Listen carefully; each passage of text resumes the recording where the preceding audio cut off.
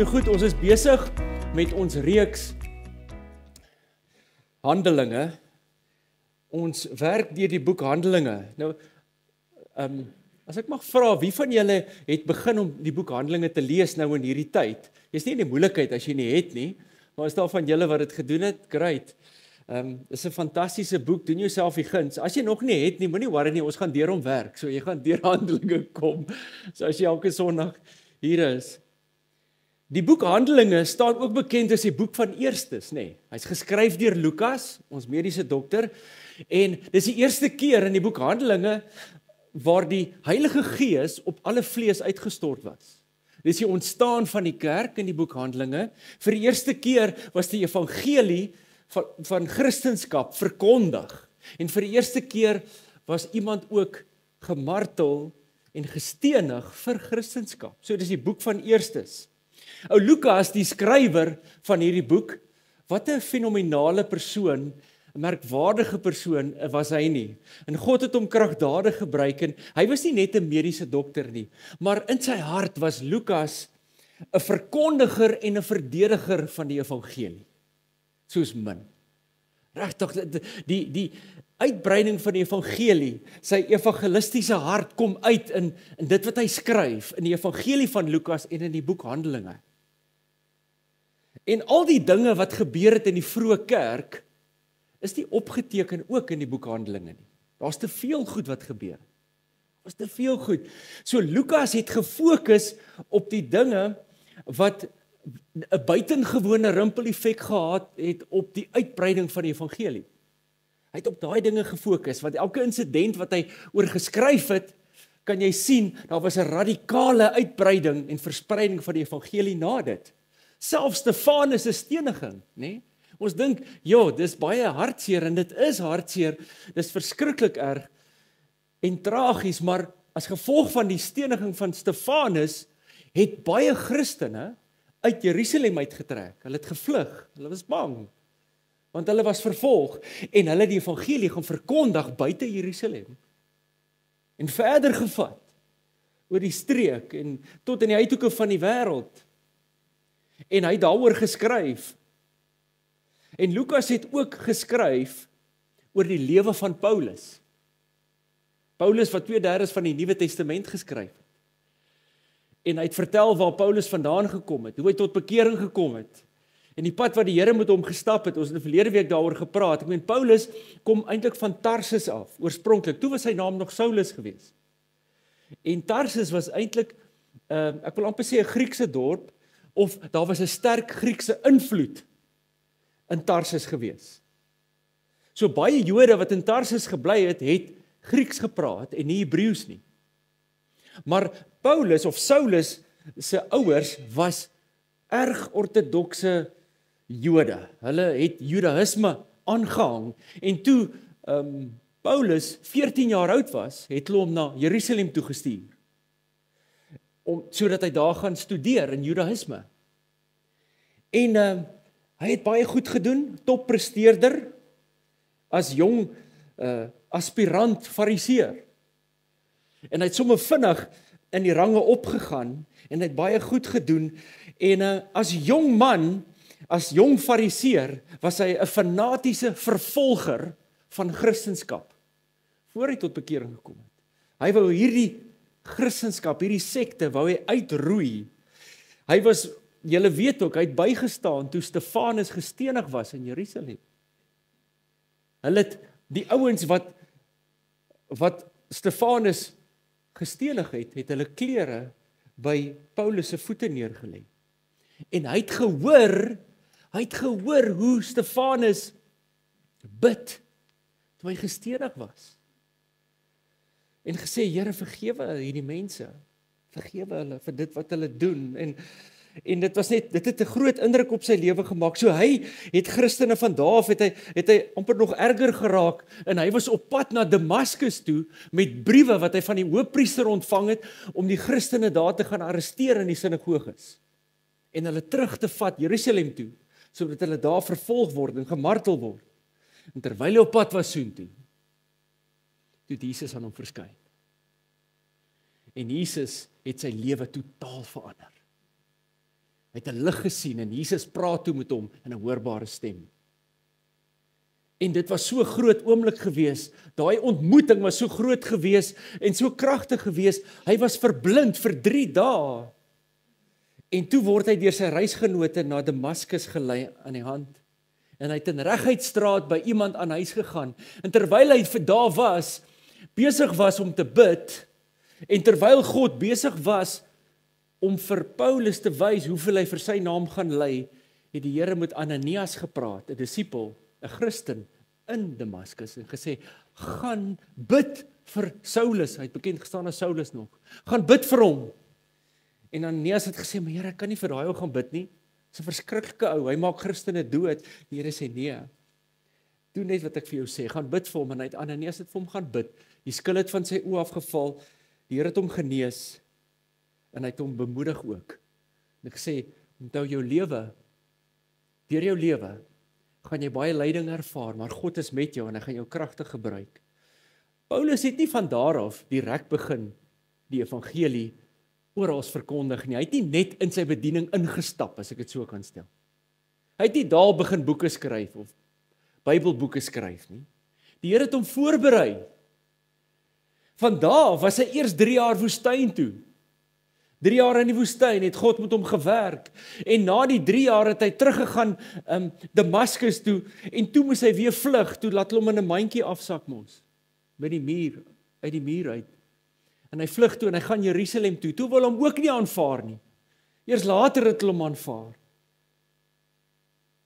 Barnabas het gehelp vir dit, toe aanvaar hulle hom, die disippels wat in Jerusalem was. Petrus en Johannes en Jakobus, daai ouens. En toe, kort voor lank, toe wil hulle hom daar ook doodmaak. En toe stuur hulle hom op 'n boot terug na Tarsus toe. En vir 7 jaar lank het hy nog verdere opleiding gekry. So Paulus se opleiding het 10 jaar lank geduur. Hy het nie net in sy bediening ingestap nie. Die Here het hom voorberei vir sy bediening. En ons het verlede week in hoofstuk 9 het ons gekom by die plek waar hy toe nou weggestuur was na Tarsus toe, besig met sy opleiding. En as jy die boek Handelinge lees, dan sien ons die fokus verskuif na Petrus toe. En ons lees nie weer van Paulus tot en met Handelinge 13 nie. Eers van Handelinge 13 af lees ons weer van Paulus. Maar vir 7 jaar lank was hy nou besig met opleiding. En ons lees daar in Handelinge 9 vers 31, ek gaan van daar af verder lees. En die gemeente deur die hele Judea en Galilea en Samaria het vrede gehad. En terwyl hulle opgebou is en gewandel het in die vrees van die Here en die vertroosting van die Heilige Gees, het hulle vermeerder. So Paulus was nou weg. Ek dink Paulus as jong Christen, hy was so ywerig gewees, baie kennis gehad, of baie ywer gehad sonder kennis. Het seker maar partykeer bietjie droog gemaak. Met al die ywer. En die Here het gesê, Paulus, gaan nou maar net eers Tarsus toe. Jy moet nog 'n bietjie opleiding kry.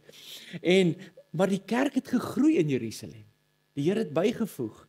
En ons lees nou hier van 'n wonderwerk verder in hoofstuk 9 wat gebeur het in Jerusalem onder leiding, of nie in Lydda, onder leiding van Petrus. Want die Here het Petrus begin gebruik ook daar. Dit was nie net Paulus nie, Petrus het ook, was 'n disipel gewees en 'n instrument in God se hand wat hy kragtadig gebruik het in die vroeë kerk. En ons lees daar in Handelinge 9 vers 32, en onderwyl Petrus oral rondgegaan het, het hy ook gekom by die heiliges wat in Lydda woon. So hy het uit Jerusalem gegaan. En hy het daar 'n man gevind met die naam van Eneas, wat al 8 jaar bedlêend en verlam was. Nou, hulle brei nie veel uit en sê nie veel van hierdie persoon Eneas nie. Al wat ons weet, hy was vir 8 jaar lank al verlam gewees. Nou, so terloop, vir interessantheid, die dorp Lydda, die antieke dorp Lydda, is waar die lughawe Ben Gurion nou is in Israel. So as jy Israel toe gaan, is dit waar jy land. Ben Gurion was die eerste minister, die rede hoekom die lughawe na hom vernoem is, hy was die minister gewees toe Israel weer as 'n staat tot stand gekom het in 1948. So is 'n belangrike persoon vir hulle, en die lughawe is na hom vernoem. Maar in 'n geval, dis waar die dorp Lydda was. En Petrus het begin om buite Jerusalem ook te beweeg en daar die evangelie te verkondig. Hy het net besef, ek moet nou aan die gang kom, ons kan nie net lekker cozy hier by hierdie kerk in Jerusalem rond wees en net hier werksaam wees om die evangelie te verkondig nie, ek moet begin beweeg en buite die stad ook die evangelie verkondig, want dit was tog Jesus se opdrag gewees, dat ons buite Jerusalem ook beweeg, en hy het 'n rondgaande bedienaar geword, die evangelis wat oral gegaan het om die evangelie te verkondig, en dit is hoekom hy na Lydda toe gegaan het. En toe ek dit lees, toe besef ek baie keer, bevind ons onsself ook in 'n baie gemaklike situasie. En ons wonder, wanneer gaan die Here vir my deurkom en my bediening ook vir my wys en openbaar? Het die Here nie iets vir my nie? Is daar nie iets, en ek is te bang om te beweeg, want ek wag op die Here, dalk gaan hy vir my iets sê. Ek wag op 'n droom of 'n visioen. Die Here weet mos waar ek bly en waar ek elke aand lê. Hy kan vir my 'n droom gee, en dan as hy dit gedoen het, gaan ek weet wat om vir die Here te doen. Maar die Here werk nie altyd so nie. Die Here wag vir jou om aan die beweeg te kom. En wanneer jy begin beweeg, dan stuur hy jou in die regte rigting waar hy jou wil hê. Doen net nou wat jou hand vind om te doen. 'n Boot in die hawe kan nie van self net draai nie. Eers wanneer hy uitvaar uit die hawe uit, dan kan hy baie makliker draai en in die regte rigting beweeg. Nou ek weet nie wat is jou hawe vir oggend nie. Jou veilige hawe, waarin jy vasgevang is of vasklou, sodat jy nie aan die gang kan kom en aan die beweeg kan kom van die Here nie. Ek weet nie wat dit is nie, dalk is dit vrees. Here, wat as ek nou aan die beweeg kom en dinge werk nie uit vir my? Dalk is dit teleurstellings in die verlede. Jy het dalk iets probeer of jy was op 'n stadium lekker aan die gang in jou bediening en het vir die koninkryk, vir die Here iets begin doen, en toe sou 'n teleurstelling, iemand het jou seer gemaak of iemand het jou teleurgestel en jy het seer gekry in die proses en jy is te bang om weer iets te doen, want nou word jy weer teleurgestel en jy het so half 'n slagoffermentaliteit ontwikkel. Moenie dat dit jou vashou nie, ouens. Vat verantwoordelikheid, sê Here, ek weet, ek het teleurstellings in die verlede gehad, maar U wil my nie net hier hê nie. Dis tyd vir my om uit te beweeg en aan die gang te kom, want ek weet U het planne vir my lewe. Dalk is dit jou gemak, jy's te gemaklik in jou cozy omgewing. Dis te lekker daar. Dis nie goed vir jou nie. Die Here wil jou gebruik as 'n instrument en hy wil hê dat jy moet verander en dan moet groei plaasvind. Of dalk is dit net passiwiteit. Passiwiteit is 'n groot ding, ons is passief en ons wil nie aan die gang kom nie. Ouens, die Here wil jou gebruik, hy wag vir jou om die volgende stap van geloof te neem, en jy sal sien, as jy aan die gang kom, en jy begin vir die Here iets doen, al is dit iets kleins, al is dit nie noodwendig op die ou ende waar jy gaan opeindig nie, maar sodra jy aan beweeg kom, begin die Here jou in die regte rigting te stuur. Onthou, Dawid se uiteindelike roeping was om koning te wees van Israel. Maar hy was eers 'n skaapwagter, en toe sy 'n wapendraer, en toe word hy vervolg. Toe word hy hy was 'n regte krygsman ook gewees. En hy was 'n worshipper ook gewees van die begin af. Hy maar vir sy skapies harp gespeel, sy siter gespeel. Maar op die ou ende het God hom in sy bediening ingelei. Maar kom aan die beweeg, kom aan die gang, dan kan God jou in die regte rigting stuur. Raak betrokke, doen wat jou hand vind om te doen, al is dit 'n klein dingetjie, dit maak nie saak nie, dan sal God jou in die regte rigting stuur. Want daar's iets wat die Here deur jou lewe wil doen. God wil jou gebruik in die koninkryk vir iets. En moenie toelaat dat jou eie tekortkominge of jou eie vrese, teleurstellings van die verlede, jou gemak of jou passiwiteit jou terughou nie. So Petrus het begin uitbeweeg, uit Jerusalem uit, en die evangelie gaan verkondig, en hy is in die dorp Lydda. En hy kom toe by hierdie verlamde man Eneas, wat al 8 jaar bedlend en verlam was. En hy sê die volgende vir jou, Handelinge 9 vers 34, hy sê, Eneas, Jesus Christus maak jou gesond, staan op en maak jou bed op, en hy het dadelik opgestaan. En al die inwoners van Lydda en Saron het hom gesien en hulle tot die Here bekeer. Hy is belangrik. Almal het hierdie man gesien. Almal wat hom geken het, sy familie, en met wie hy in kontak gekom het, in aanraking gekom het na sy genesing, het gesien, maar hier loop Eneas nou. En daai genesing, daai wonderwerk was 'n wonderlike getuienis gewees. En die resultate was die redding van baie siele. So die genesing van 'n verlamde man was 'n groot wonderwerk gewees. Ek dink julle almal sal saam met my stem. Maar dit was nie die grootste wonderwerk nie. Die grootste wonderwerk het daarna plaasgevind en dis elke siel wat tot bekering gekom het. Ouens, ek dink wedergeboorte is nog steeds die grootste wonderwerk van al die wonderwerke. Die eerste wonderwerk het die tweede wonderwerk moontlik gemaak, as ek dit so kan stel. Dit was 'n getuienis gewees. Die doel van die eerste wonderwerk was om die wonderwerk in vers 35 te laat gebeur, die groter wonderwerk. Hoekom sê ek wedergeboorte is 'n groter wonderwerk as iemand wat verlos word of genees word van sy gebrek? Want wedergeboorte, die wonderwerk van dit, het die meeste gekos. Dit het Jesus sy lewe gekos. As jy daaraan dink. Dit bring God die meeste eer. Ouens, dink gou mooi aan 'n ou soos Paulus. Dit is net die Here wat hom kon red. Geen mens kon sy lewe verander nie. Geen mens kon Paulus regtig red nie. Net die Here kan al die eer vir dit kry. En net die Here kan die eer kry vir elkeen van ons se redding.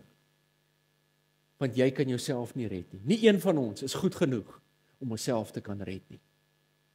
Dis 'n groot wonderwerk. En dit bring die beste resultate. Ek meen, ouens, genesing bring nie die ewige lewe nie. Wedergeboorte doen. Gee vir jou die ewige lewe. So God kom, deur Petrus doen hy groot wonderwerk. Eneas loop weer. En as gevolg van dit het baie mense tot inkeer gekom. En dan is daar 'n volgende wonderwerk wat ook gebeur daar in hoofstuk 9 van vers 36. En in Joppe was daar 'n sekere disipelin met die naam van Tabitha, wat as dit vertaal word beteken dit Dorcas. Sy was oorvloedig in goeie werke en almoses wat sy gedoen het. En in die dae het sy siek geword en gesterwe. En hulle het haar gewas en in 'n boefretrek neergelê. En omdat Lydda naby Joppa was en die disippels gehoor het dat Petrus daar was, het hulle 2 manne na hom gestuur wat hom moes smeek dat hy sonder uitstel na hulle moet oorkom. En Petrus het opgestaan en saam met hulle gegaan. En toe hy daar kom, bring hulle hom in die boefretrek. En al die weduwees kom by hom en staan en ween en wys hom die onder en bo klere wat Dorcas alles gemaak het toe sy nog by hulle was. Hierdie vrou het 'n groot indruk gemaak op baie mense. Nou, die naam Tabitha is die Hebreëse naam en Dorcas is die Grieks vir haar naam. Baie sistersrade het die bynaam die Dorcasraad gekry al in die kerk. Vir iemand soos Tabitha wat sterf, is dit 'n groot verlies in 'n gemeente. Want dis iemand wat gewoonlik baie mense se lewens raak en 'n verskil maak in baie mense se lewens. So ek kan dink dat hierdie vrouens, veral die weduwees, baie hartseer was. Ek meen daar wys hulle vir Petrus al die klere wat sy vir hulle gemaak het. So hulle het haar liggaam geneem, die lijk geneem en die nodige prosedures gevolg, gewas, haar lijk gewas en ook gesalf. Maar net voor hulle haar begrawe, toe sê iemand, maar wag so 'n bietjie, is Petrus nie hier naby nie? Hy's in Lydda, dis nie ver van ons af nie. En toe laat hulle hom roep, dat hy vir haar bid. Handelinge 9 vers 40, en Petrus, toe hy daar aankom, wat doen hy? Hy het almal buite toe gestuur en neergekniel en gebid. Uit julle, en hy het gekniel en gebid, baie belangrik. En hy het hom na die liggaam gedraai en gesê, Tabitha, staan op. En sy het haar oë oopgemaak, en toe sy Petrus sien, het sy regop gesit.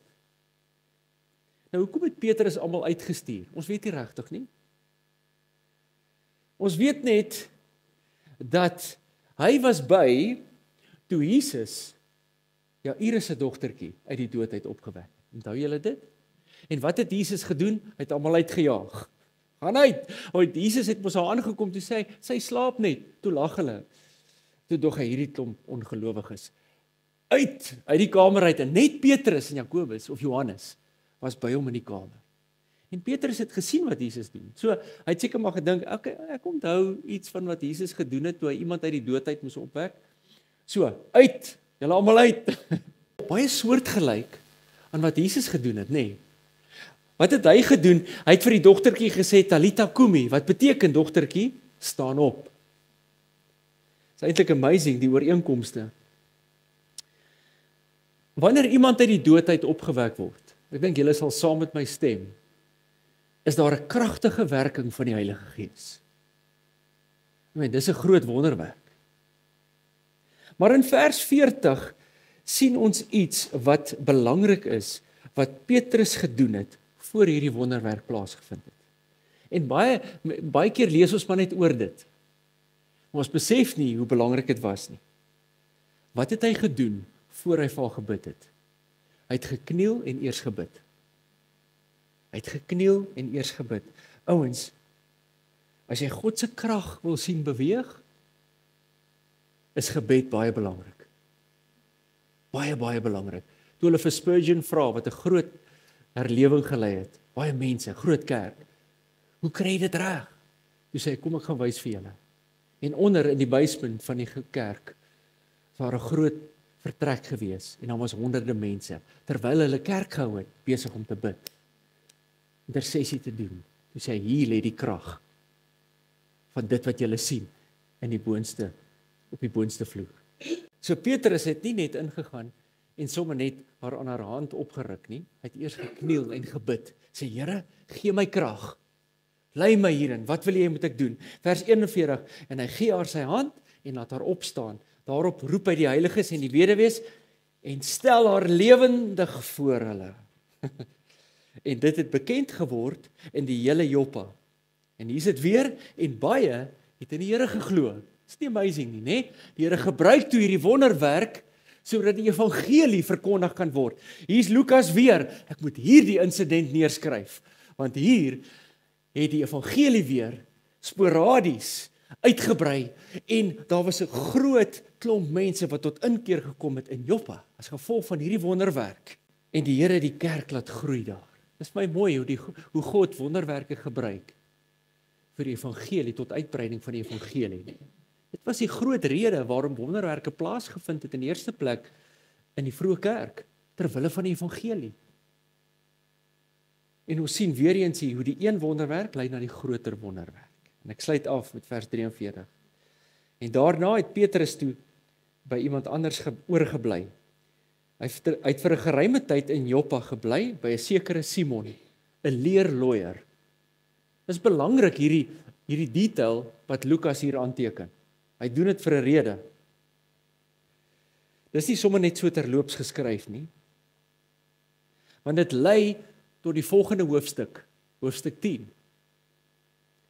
Jy sien, volgens die Jode was 'n leerlooier 'n onrein beroep gewees. En in die hart van die saak het die Jode so 'n bietjie neergekyk op hierdie ou. Want ek meen, hierdie ou werk heeldag met velle van dooie diere. En 'n Jood vat nie aan 'n dooie dier of werk nie met dooie diere sommer nie, veral die ortodokse Jode, want jy word seremonieel besoedel deur 'n dooie dier as jy aan 'n dooie dier vat. Maar Petrus kies om by hom te gaan bly en die Here is besig om te werk in Petrus se lewe. 'n Jood, 'n aanhanger van die wet, maar wat nou tot bekering gekom het. Want dis ook in hoofstuk 10 waar die Here mos vir Petrus die groot visioen gee, né? 'n laken wat uit die hemel uithang met al die onrein diere. En waar God vir hom sê, Petrus, wat ek rein gemaak het, mag jy nie onheilig ag nie. En God lei Petrus om geleidelik die bagasie van godsdiens en wettisisme af te skud.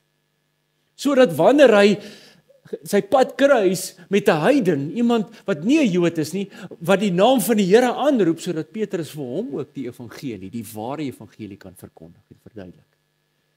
So het God gewerk in Petrus se lewe. Maar dit is net vir my mooi hoe die Here die jong disippels of die disippels gebruik het in die vroeë kerk en na die jong kerk en hoe God kragtadig deur hulle lewens gewerk het en die kerk gegroei het. Die kerk aanhoudend gegroei het. En dit is net vir my mooi. En vanoggend wil ek jou 'n bietjie uitdaag. Wat is daar in jou lewe wat jou terughou sodat jy nie vir God iets kan doen nie? En die Here wil ons daar's baie verskillende maniere hoe God jou kan gebruik. Moenie dat jou gemaksigtigheid of jou teleurstellings of jou vrese jou terughou nie. Kom net aan die gang, kom in die beweeg. En jy sal sien hoe God jou in die regte rigting stuur. Daardie bediening wat hy vir jou beplan het. Jou uiteindelike bediening. Want God het elkeen van ons vir die rede op hierdie aarde geplaas. En hy wil jou gebruik om 'n verskil te maak in die koninkryk tot sy eer. Raak net betrokke. Raak betrokke by familiehuis. Daar's baie om te doen. Daar's baie klein dingetjies om te doen wat 'n groot impak het op die koninkryk op die ou einde. En die Here wil jou gebruik. Moenie toelaat dat jy vasgehou word deur jou gemak of deur jou vrese nie. As Paulus elke keer moes opgee of as hy baie, dat ek eerder so stel, hy het baie redes gehad om op te gee. As jy dink aan die teleurstellings wat hy mee gekonfronteer was, wat hy deurgegaan het. Veral as jong Christen.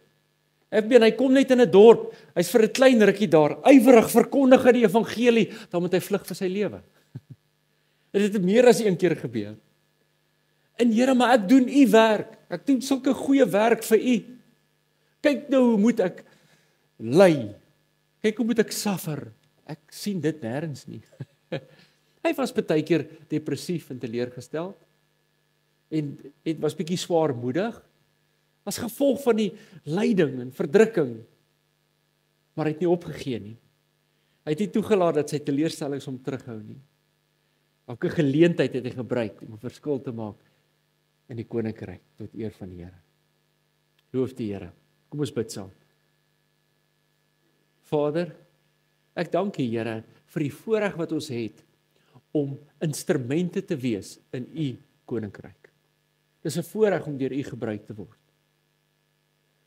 En ek wil U vra, Here, as hier mense is vanoggend, Here, wat nie in hulle bediening begin inbeweeg of wat nie wil aan die gang kom vir die koninkryk nie, as gevolg van watter rede ook al, wil ek vra dat U vandag hulle nuwe krag en nuwe hoop sal gee, Here, in Jesus naam. Want ek weet, Here, U is altyd met ons. Deur die storms, deur die winters, deur die moeilike tye, deur ons woestyn seisoene, is U met ons, Here. Altyd. En ja, baie keer is dit nodig dat ons 'n stap in geloof neem en dan is ons soms onseker. Maar ek weet, Here, wanneer ons vertroue in U plaas, dan sal U ons lei en U is met ons, Here. Ons is nie alleen nie. En dankie, Here, dat U vandag nuwe ywer, 'n nuwe liefde en 'n passie vir die evangelie uitstort in mense se harte en lewens, Here. Dat daai vlam vir U koninkryk weer aan die brand gesteek sal word en vurig sal brand in harte vandag, Here, tot U eer. Dankie, Here, loof U naam in Jesus naam. Amen. Prys die Here.